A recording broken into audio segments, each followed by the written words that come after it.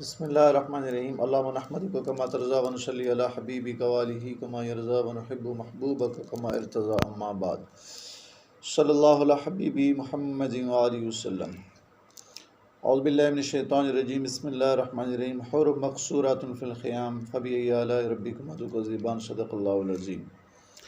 ناظرین محترم، آج کے نشست میں ہم انشاءاللہ چند آیات مبارک جو سورۃ الرحمن کی ان کا ترجمہ کریں گے۔ آپ ہمارے ساتھ رہیے گا۔ اس سے پہلے اگر آپ نے ہمارا چینل سبسکرائب نہیں کیا تو سبسکرائب کر لیں، گھنٹی کے بٹن کو دبائیں تاکہ آنے والی ویڈیوز کا نوٹیفیکیشن آپ کو وقت پر پہنچ سکے۔ تو آئیے قرآن پاک کی ان آیات مبارک کا ترجمہ کرتے ہیں۔ اللہ تعالیٰ فرماتے ہیں حور مقصورات فی الخیام، کہ جنت کے اندر اہل جنت کو حوریں ملیں گی، یعنی جنت کی عورتیں ملیں گی جن کا لقب ہے حور، حور عین، بڑی بڑی آنکھوں والی حوریں ملیں گی۔ اور سورۃ الرحمن میں جو اللہ تعالیٰ فرماتے ہیں تو وہ یوں ہے کہ حور مقصورات فی الخیام، یہ آیت مبارک ہے سورۃ الرحمن کی۔ فرمایا کہ حور مقصورات فی الخیام، کہ حوریں، جو دوسری آیت مبارک جو پہلے تلاوت کی وہ دوسری جگہ پر ہے کہ وہ حور عین کامثال اللؤلؤ المکنون، سورۃ الواقعہ میں تو عین معنی ہوتا ہے بڑی بڑی آنکھوں والی وہ عورتیں ہوں گی، اور یہ خوبصورتی کی علامت ہے۔ تو یہاں فرمایا حور مقصورات فی الخیام، کہ یہ حوریں بند ہوں گی اپنے خیموں میں، فی الخیام،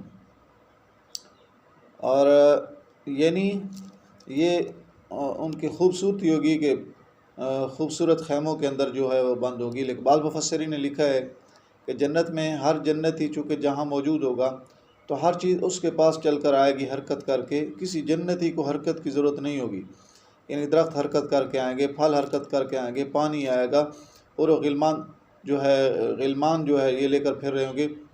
اور بعض مفسرین نے لکھا ہے کہ جن خیموں کے اندر یہ حوریں ہوں گی وہ خیمے حرکت کر کے ان قصور اور محلوں کے پاس جائیں گے جہاں اہل جنت موجود ہوں گے، اور وہاں پھر خیموں سے نکل کے وہ حوریں اپنے خاوندوں کے پاس جائیں گی محلوں میں۔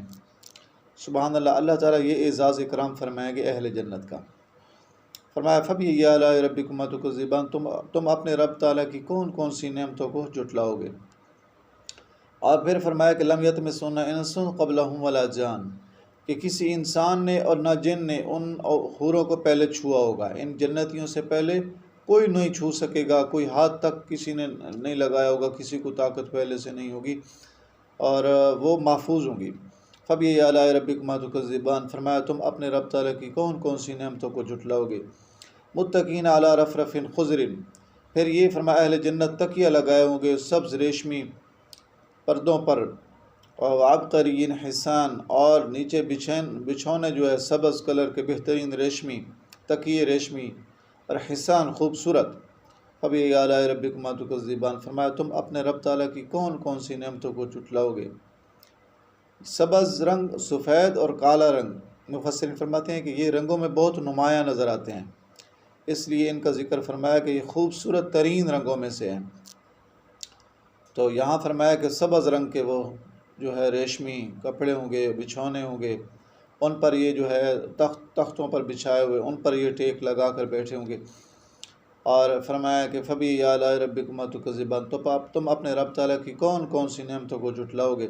تبارک اسم ربک ذی الجلال والاکرام، فرمایا بابرکت ہے تمہارے رب تعالیٰ کا نام، ذی الجلال، جو جلال والی ذات ہے۔ آخر میں فرمایا کہ تمام یہ نعمتیں ہمارے پیارے اللہ تعالیٰ کی یہ دین ہیں، اللہ تعالیٰ کا نام مبارک ہی بابرکت ہے، آپ کی ذات اقدس کے طفیل یہ سارے انعامات ہیں دنیا میں بھی اور آخرت میں بھی۔